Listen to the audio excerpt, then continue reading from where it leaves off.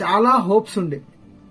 ఎందుకు హోప్స్ ఉన్నాయంటే, for suppose మీరు గబ్బర్ సింగ్ సినిమా తీసుకుంటే, దబాంగ్ సినిమా తీసుకుంటే total it's a change.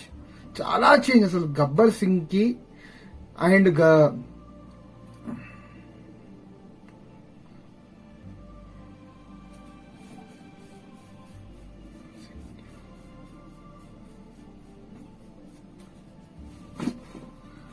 Gabbar Singh కి దబాంగ్ కి చాలా తేడా ఉంటది. చాలా మార్పులు చేర్పులు చేసి తీసిండు కదా.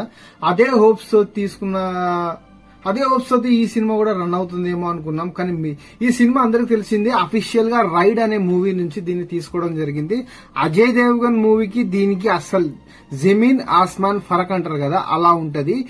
ఒక ఇన్కమ్ ట్యాక్స్ ఆఫీసర్ అనేదే ఉండదు ఈ సినిమాలా. ఫస్ట్ హాఫ్ మొత్తం లవ్ ట్రాక్ నడుపుతాడు. అర్థం పర్థం లేని సినిమా ఏదైతే ఉంది రవితేజ కెరీర్